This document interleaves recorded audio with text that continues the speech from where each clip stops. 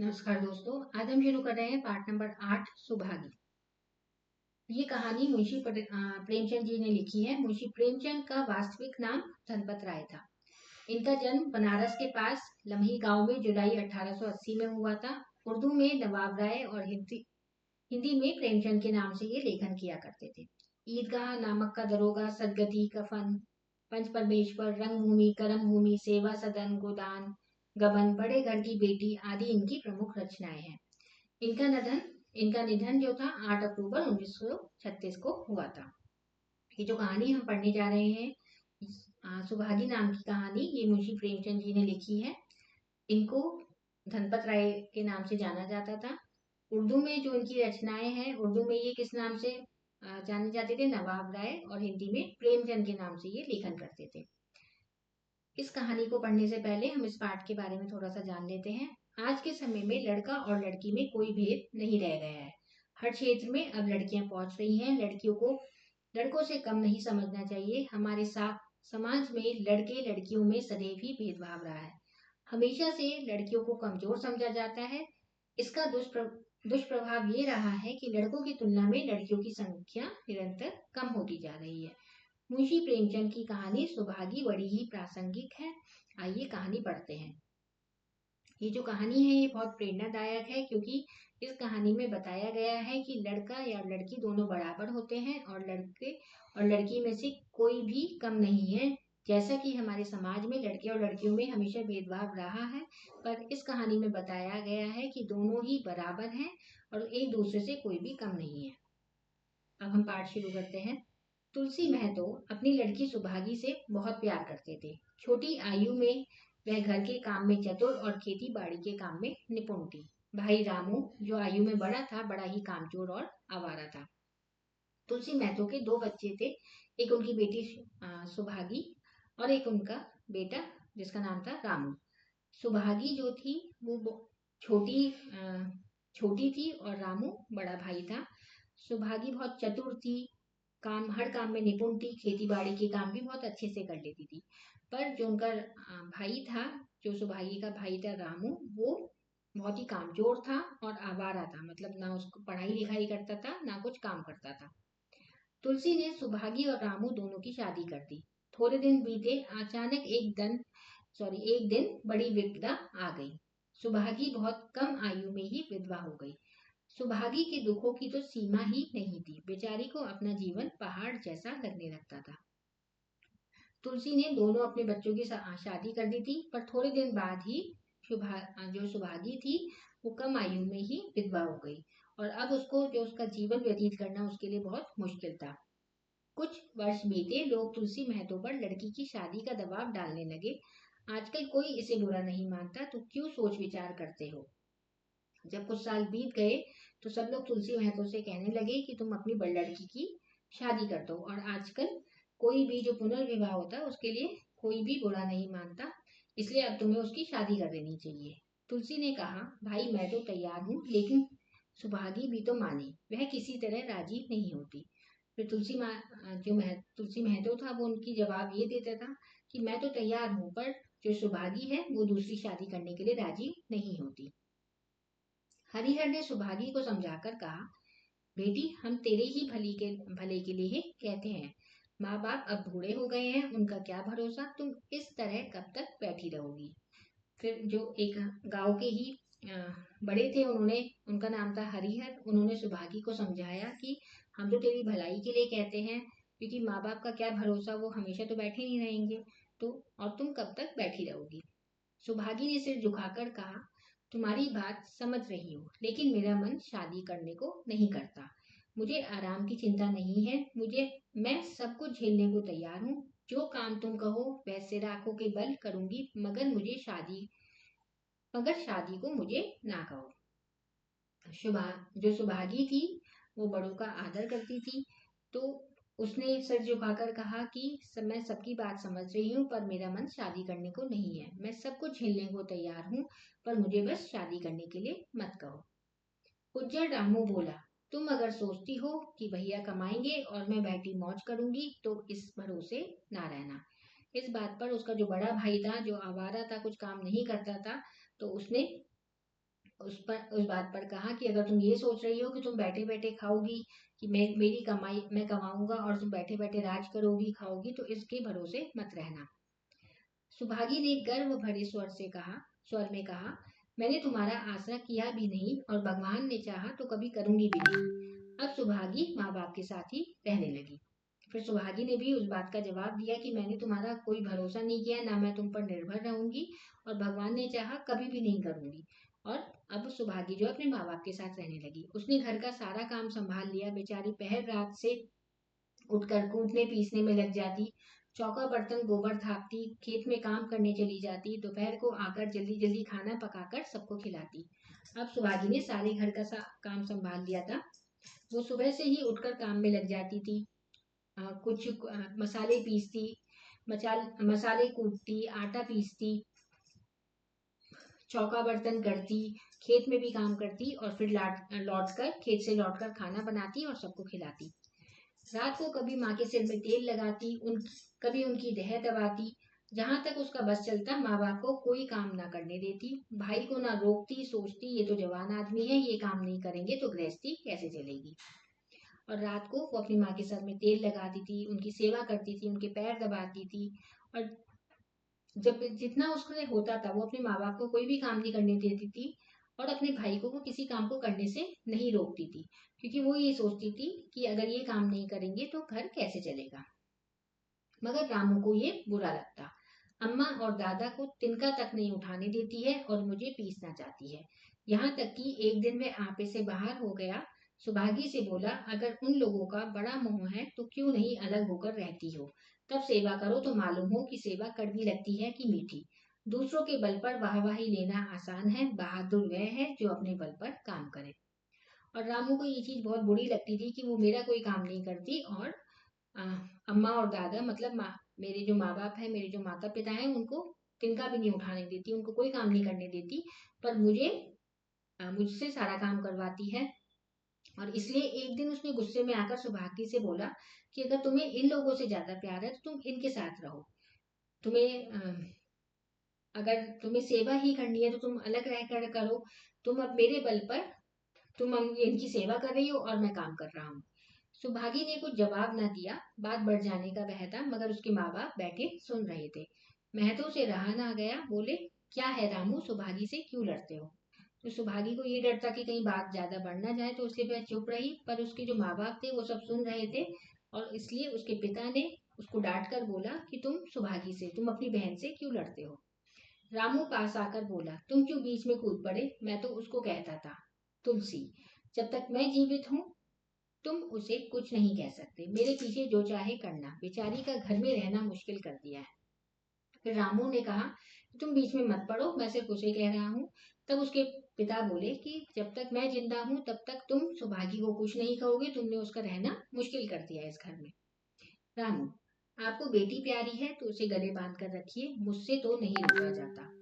तुलसी, अच्छी बात है, अगर तुम्हारी यही मर्जी है तो यही होगा। मैं कल ही गांव के आदमियों को बुलाकर बंटवारा कर दूंगा, तुम चाहे अलग हो जाओ, सुभागी नहीं अलग होगी।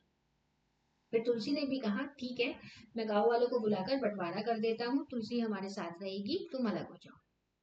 रात को तुलसी लेटे तो वह पुरानी बात याद आ गई, जब रामू के जन्मोत्सव में उन्होंने रुपए कर्ज लेकर जलसा किया था और सुभागी के जन्म पर तो घर में रुपए होते हुए भी उन्होंने एक कौड़ी ना खर्च करी।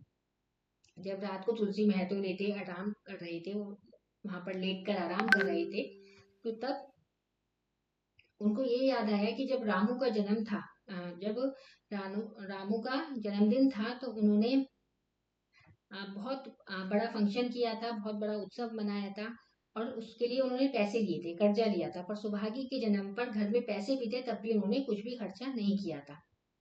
पुत्र को रत्न समझा था, पुत्री को पूर्व जन्म के पापों का दंड। वह रत्न कितना कठोर निकला और यह दंड कितना मंगलमय। फिर वो आगे सोचने लगे कि पुत्र को उन्होंने हीरा मोती समझा था और पुत्री को ये समझा था कि हमारे पिछले जन्मों का ये फल है। पर जो पुत्र है हमारा, रत्न होते हुए भी वो कितना कठोर निकला। और जो जो दंड है मंगलमय, मतलब ये हमें सुख प्रदान करने वाला निकला। दूसरे दिन महतो ने गांव के आदमियों को 5 बुलाकर कहा, आदमियों को बुलाकर कहा, पंचो, अब रामू और मेरा एक घर में निर्वाह नहीं होता। मैं चाहता हूँ कि तुम लोग इंसाफ से जो कुछ मुझे दे दो वह लेकर अलग हो जाऊं। रात दिन की किचकिच अच्छी नहीं। दूसरे दिन महतो ने गांव के लोगों को बुलाया और कहा कि अब रामू और मैं साथ में नहीं रह सकते, तो जो तुम कहोगे मैं रामू को दे दूंगा, या फिर मैं अपने आप जो तुम कहोगे मुझे देना चाहो मैं दे लूंगा, और मैं अलग रहना चाहता हूँ। रोज रोज की ये जो लड़ाई झगड़ा मुझे अब बर्दाश्त नहीं होता। गांव के मुखिया बाबू सज्जन सिंह बड़े सज्जन पुरुष थे। उन्होंने रामू को बुलाकर कहा, पूछा, क्यों जी, तुम अपने बाप से अलग रहना चाहते हो? तुम्हें शर्म नहीं आती? माँ बाप को अलग किए देते हो? राम राम। तो जो गांव के मुखिया थे उनका नाम था बाबू सज्जन सिंह। बहुत समझदार इंसान थे। तो उन्होंने रामू से कहा कि तुम अपने माता पिता से अलग रहना चाहते हो और तुम्हें इस बात के लिए शर्म नहीं आती? रामू ने ढिठाई के साथ कहा, जब एक साथ गुजरना हो तो अलग हो जाना ही अच्छा है। यह कहता हुआ रामू वहां से चलता बना। रामू ने ढिठाई मतलब बहुत ज्यादा बेशर्मी के साथ बिना शर्म लिहाज से ये कहा कि अगर हम लोगों की आपस में नहीं बन रही है तो अच्छा है कि हम अलग हो जाएं। तुलसी, देख लिया आप लोगों ने इसका मिजाज। भगवान ने बेटी को दुख दे दिया, नहीं तो मुझे खेती बाड़ी लेकर क्या करना था। जहाँ रहता वहीं कमाता खाता। भगवान ऐसा बेटा बैरी को भी ना दे। लड़की भली जो कुलवंती होए। तो फिर तुलसी महतो ने कहा कि आप लोग देख लो ये किस तरीके का मेरे साथ व्यवहार कर रहा है। भगवान ने क्योंकि मेरी बेटी को इतना दुख दे दिया कि अब मैं उसका पालन पोषण कैसे करूंगा, इसलिए मुझे खेती बाड़ी चाहिए थी, वरना मैं तो जहाँ रहता मैं वही थोड़ा बहुत कमाता और अपना गुजारा कर लेता। और भगवान दुश्मन को भी, बैरी मतलब दुश्मन, दुश्मन को भी मेरे जैसा बेटा ना दे। और मेरी लड़की भली है जो बिल्कुल कुलवंती है। कुलवंती मतलब सुशील है और सुख प्रदान करने वाली है। सहसा सुभागी आकर बोली, दादा ये सब बंटवारा मेरे ही तो कारण हो रहा है, मुझे क्यों नहीं अलग कर देते? तुलसी ने कहा, बेटी हम तुम्हें ना छोड़ेंगे चाहे संसार छूट जाए। फिर तभी सुभागी ने आकर अपने पिता से कहा कि मेरे ही कारण तो बंटवारा कर रहे हो, मुझे ही अलग कर दो।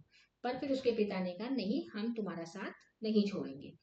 गांव में जहां देखो सबके मुंह से सुभागी की तारीफ, लड़की नहीं देवी है, दो का काम भी करती है, उस पर माँ बाप की सेवा भी की जाती है। सज्जन सिंह तो कहते थे इस जन्म की देवी है।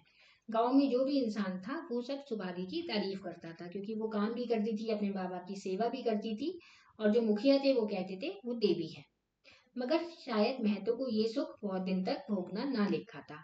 7-8 दिन से महतो को जोर का ज्वर चढ़ा हुआ है। लक्ष्मी पास बैठी रो रही है। अभी एक क्षण पहले महतो ने पानी मांगा था, पर जब तक वह पानी लाए तब तक उनके हाथ पांव ठंडे हो गए। सुभागी उनकी यह दशा देखते ही रामू के घर गई और बोली, भैया चलो देखो आज दादा ना जाने कैसे हुए जाते हैं, 7 दिन से ज्वर नहीं उतरा। 7-8 दिन से जो महतो था, जो उनके पिता थे, उनको बहुत तेज बुखार चढ़ा हुआ था, और उनकी पत्नी जिसका नाम लक्ष्मी था वो उनके पास बैठ के परेशान हो रही थी। और थोड़ी देर पहले ही महतो ने पानी मांगा था, पर इतनी देर में वो पानी लाती, इतनी देर में महतो के हाथ पांव ठंडे हो गए। ये देखकर सुभागी भागी भागी अपने बड़े भाई के पास गई कि देखो आज पिताजी की क्या दशा है, इतने दिन हो गए बुखार भी नहीं उतरा। रामू ने चारपाई पर लेटे लेटे कहा, तो क्या मैं डॉक्टर हकीम हूँ कि देखने चलूं? जब तक अच्छे थे तब तक तो तुम उनके गले का हार बनी हुई थी, जब आज मरने लगे तो मुझे बुलाने आई हो। रामू ने वो चारपाई पर लेटा हुआ था, और तभी उसने कहा कि मैं कोई वैद्य नहीं हूँ, मैं डॉक्टर हकीम नहीं हूँ कि मेरे जाने से वो सही हो जाएंगे। जब तक वो अच्छे थे तब तुम्हें वो अच्छे लग रहे थे, अब जब उनकी तबीयत खराब है अब तुम मुझे बुलाने आ गई हो। सुभागी ने फिर उससे कुछ नहीं कहा, सीधे सज्जन सिंह के पास गई। उधर सज्जन सिंह ने जो ही महतो की हालत सुनी, तुरंत सुभागी के साथ भागे चले आए। वहां पहुंचे तो महतो की दशा और भी खराब हो चुकी थी। नाड़ी देखी तो बहुत धीमी थी।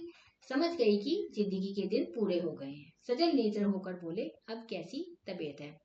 जैसे ही सुभागी ने अपने भाई से उल्टा जवाब सुना, वो उसने उसको कुछ नहीं कहा, वो भागकर सज्जन सिंह के पास गई। सज्जन सिंह ने जैसे ही महतो की खबर सुनी वो भागे भागे गए। तब तक महतो की दशा, उनकी हालत और ज्यादा खराब हो गई थी। उनकी नब्ज बहुत धीरे चल रही थी, और सज्जन सिंह समझ गए थे कि अब महतो के पास ज्यादा टाइम नहीं है। महतो जैसे नींद से जागकर बोले, बहुत अच्छी है भैया, अब तो चलने की बेला है। सुभागी के पिता अब तुम ही हो, उसे तुम्ही को सौंपे जाता हूँ। फिर तुलसी महतो ने अपनी आंख खोल के कहा कि अब मैं जाने वाला हूँ, मेरे जाने का टाइम हो गया है और अब मैं तुम्हें सुभागी को सौंप रहा हूँ। सज्जन सिंह ने रोते हुए कहा, भैया महतो घबराओ मत, भगवान ने चाहा तो तुम अच्छे हो जाओगे। सुभागी को तो मैंने हमेशा अपनी बेटी ही समझा है और जब तक जीऊंगा ऐसा ही समझता रहूंगा। तुम निश्चित रहो और कुछ और इच्छा हो तो वह भी कह दो। सज्जन सिंह भी उदास हो गए थे तो उन्होंने कहा, तुम घबराओ मत, तुम सही हो जाओगे और सुभागी को हमेशा मैंने अपनी बेटी माना है और मैं आगे भी उसे अपनी बेटी ही मानता रहूंगा, इस बात से तुम निश्चित रहो।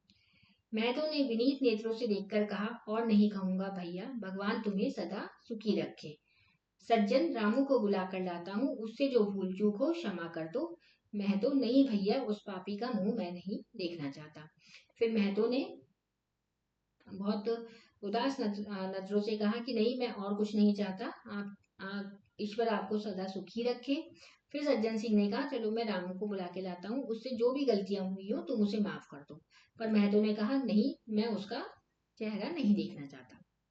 इसके बाद गोदान की तैयारी होने लगी। रामू को गांव भर ने समझाया पर वह अंत्येष्टि करने पर भी राजी न हुआ। हाँ, जिस पिता ने मरते समय मेरा मुंह देखना स्वीकार ना कहा किया, वह ना वह मेरा पिता है ना मैं उसका पुत्र हूँ।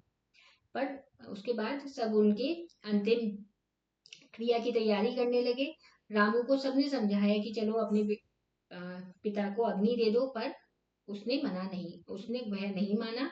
उसने यही कहा कि वो ना मेरे पिता है ना मैं उनका पुत्र हूँ। लक्ष्मी ने दाह क्रिया की, सुभागी ने सारी व्यवस्था की। इन थोड़े से दिनों में सुभागी ने ना जाने कैसे रुपए जमा कर लिए थे। जब 13वीं का सामान आने लगा तो गांव वालों की आंखें खुल गई। लक्ष्मी ने, उनकी जो पत्नी थी, उन्होंने वो सारी क्रियाएं की और सुभागी ने सारी व्यवस्था कर ली थी। ना जाने उसने कैसे पैसे धीरे धीरे करके जोड़ लिए थे। तो जब 13वीं का सामान आने लगा तो सब लोग देखने लगे कि इसने कैसे जोड़े। 13वीं के दिन सारे गांव के लोगों का भोज हुआ, चारों तरफ वाहवाही मच गई। पिछले पहर का समय था, लोग भोजन करके चले गए। लक्ष्मी थक कर सो गई, केवल सुभागी बची हुई चीजें उठा उठा कर रख रही थी कि ठाकुर सज्जन सिंह ने आकर कहा, अब तुम भी आराम करो बेटी, सवेरे ये काम कर लेना। जब अगली सुबह होने वाली थी, सुभागी बचा कुचा सामान सब समेट रही थी, तभी सज्जन सिंह ने आके कहा कि अब तुम आराम कर लो, सुबह कर लेना। सुभागी ने कहा, अभी थकी नहीं हूँ दादा, आपने जोड़ लिया कुल कितने रुपए खर्च हुए। सज्जन, ये पूछकर क्या करोगी बेटी। सुभागी, कुछ नहीं, यूं ही।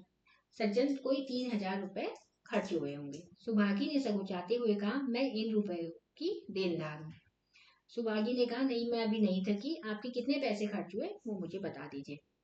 जब सज्जन ने बता दिया कि 3000 रुपए खर्च हुए तो सुभागी ने कहा, मैं कर्जदार हूँ, मुझे ये आपके रुपए लौटाने हैं।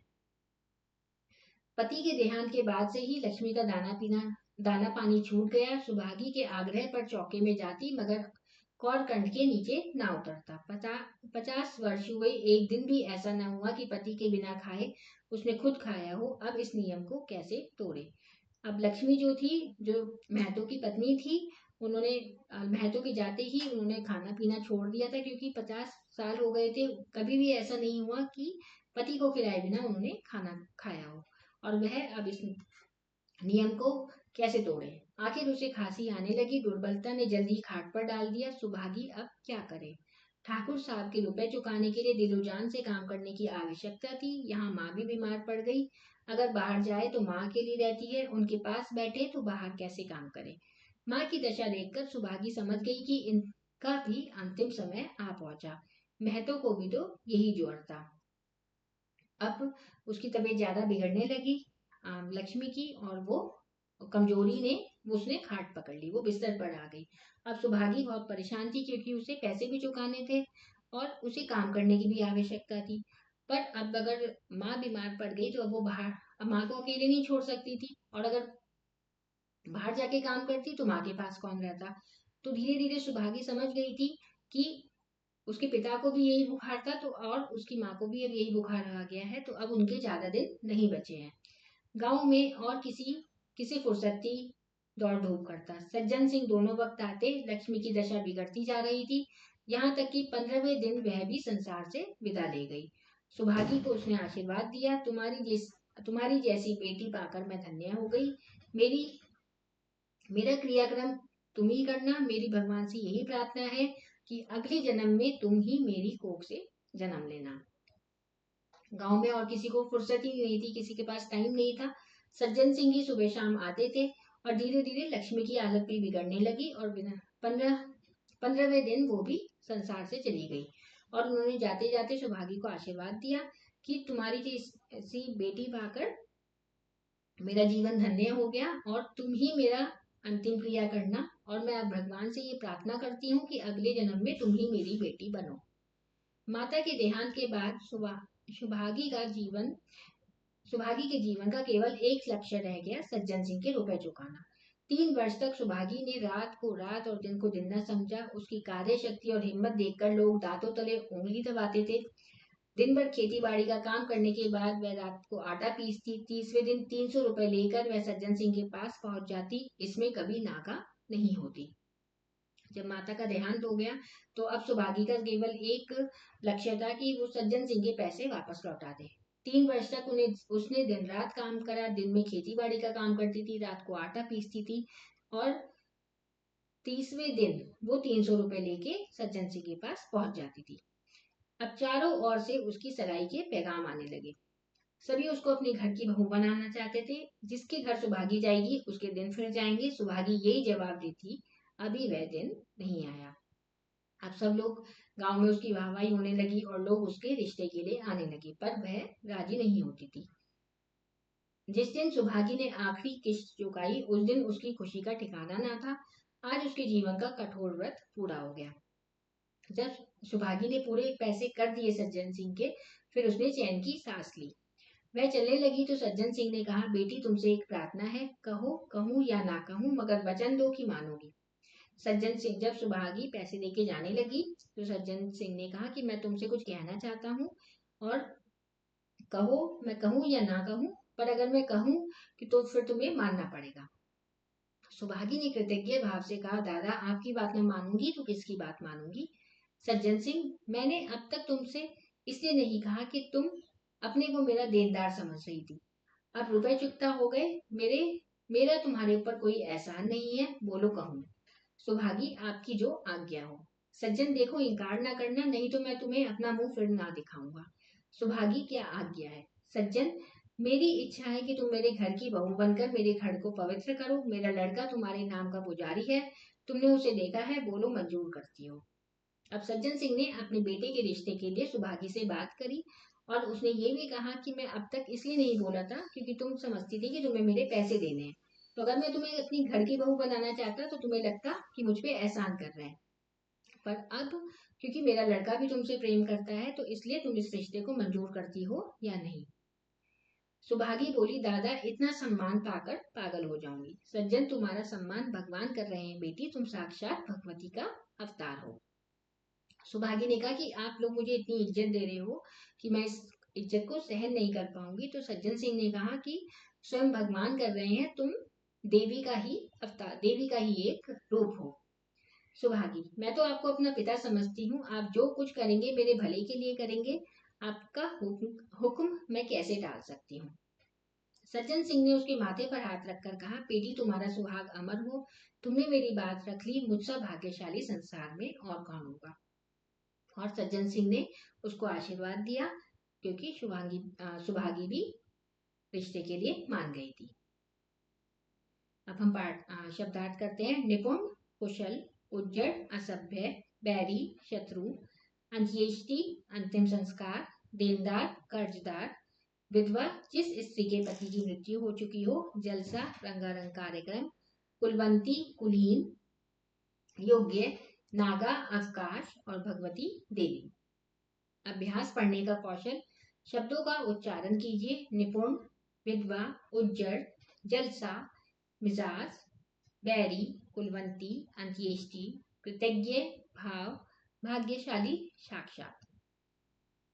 पाठ ज्ञान। सही उत्तर पर सही चिन्ह लगाना है हमें। तुलसी महतो के परिवार में कितने सदस्य थे। तुलसी महतो के परिवार में 4 सदस्य थे, उनका बेटा, बेटी और उनकी पत्नी, उनको मिलाकर 4 सदस्य थे। सुभागी का बड़ा भाई रामू बड़ा ही आवारा और कामचोर था। कुछ साल बाद लोग तुलसी पर लड़की की दूसरी शादी का दबाव डालने लगे। अगले दिन तुलसी ने गांव के पंचों को बुलाकर रामू को जायदाद से बेदखल कर दिया या घर का बंटवारा कर दिया, सब कुछ सुभागी के नाम कर दिया, घर का बंटवारा कर दिया। गांव के मुखिया सज्जन सिंह बड़े कौन थे? बड़े सज्जन पुरुष थे। माँ बाप की मृत्यु के बाद सुभागी का मुख्य लक्ष्य क्या था? माँ बाप की मृत्यु के बाद सुभागी का मुख्य लक्ष्य था सज्जन सिंह का कर्ज चुकाना। किसने कहा? भाई मैं तो तैयार हूं, लेकिन सुभागी तो माने, वह किसी तरह राजी नहीं होती। ये कहा था तुलसी महतो ने। बेटी हम तेरे भले के लिए कहते हैं, ये हरिहर ने कहा था। तुम अगर सोचती हो कि भैया कमाएंगे और मैं बैठी मौज करूंगी तो तुम उस भरोसे मत रहना, ये कहा था रामू ने। क्यों जी, तुम अपने बाप से अलग रहना चाहते हो? तुम्हें शर्म नहीं आती? माँ बाप को अलग किए देते हो। ये शब्द कहे थे सज्जन सिंह ने। दादा ये सब बंटवारा मेरे ही तो कारण हो रहा है, मुझे क्यों नहीं अलग कर देते? ये सुभागी ने कहा था। बेटी तुमसे एक प्रार्थना है, कहो कहूं या ना कहूं, मगर वचन दो कि मानोगी, ये कहा था सज्जन सिंह ने।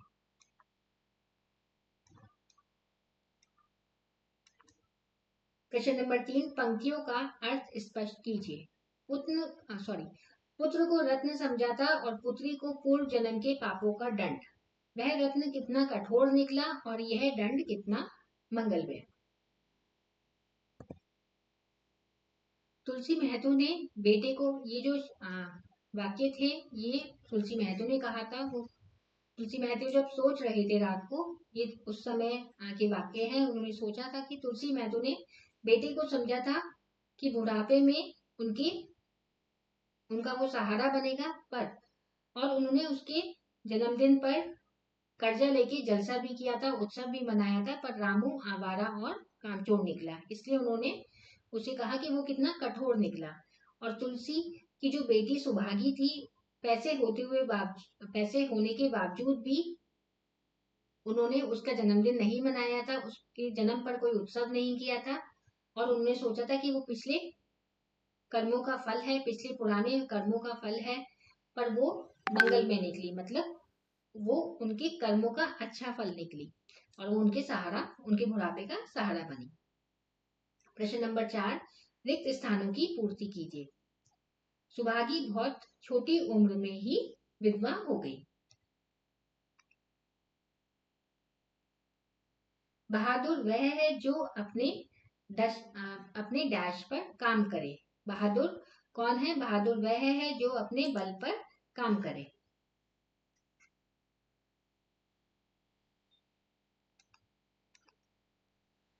पुत्र को डैश समझा था और पुत्री को पूर्व जन्म के डैश। पुत्र को रत्न समझा था और पुत्री को पूर्व जन्म के दंड। लड़के से लड़की भली जो कुलवंती हो। चारों ओर से उसकी सगाई के पैगाम आने लगे। प्रश्न नंबर 5, निम्नलिखित प्रश्नों के उत्तर दीजिए। बचपन में सुभागी पर क्या विपदा आ पड़ी थी? सुभागी कम आयु में ही विधवा हो गई थी। उसके दुखों की सीमा नहीं थी। उसे अपना जीवन पहाड़ जैसे लगने लगा था। सुभागी के प्रति रामू का व्यवहार कैसा था? रामू का व्यवहार सुभागी के प्रति बहुत कठोर था। उसे बिल्कुल पसंद नहीं था कि वह घर में माँ बाप के साथ रहे। उसे लगता था कि सुभागी उसकी कमाई पर घर बैठकर मौज करना चाहती है। तुलसी महतो ने पंचों से क्या कहा? तुलसी महतो ने पंचों को बुलाकर कहा कि उसका और रामू का अब एक घर में निर्वाह नहीं हो सकता और वह चाहता है कि बंटवारा कर दिया जाए। सुभागी ने सज्जन सिंह का कर्ज कैसे चुकाया? सुभागी दिन भर खेती बाड़ी का काम करती और रात को आटा पीसती थी। 30वें दिन 300 रुपए लेकर वह सज्जन सिंह के पास पहुंच जाती और 3 साल में धीरे धीरे करके उसने सज्जन सिंह का कर्ज चुका दिया। गांव के लोग सुभागी की तारीफ क्यों करते थे? सुभागी ने सारा घर संभाल रखा था। पहर रात से उठकर वह कूटने पीसने में लग जाती, चौका बर्तन करती थी, गोबर थापती, खेत में काम करने चली जाती, दोपहर को आकर जल्दी जल्दी खाना बनाती थी। गांव के लोग सुभागी को देवी कहते थे। वह दो का काम करने के साथ माँ बाप की सेवा भी करती थी। अंत में सज्जन सिंह ने सुभागी के सामने क्या प्रस्ताव रखा? अंत में सज्जन सिंह ने सुभागी को अपने घर की बहू बनकर आने का प्रस्ताव रखा।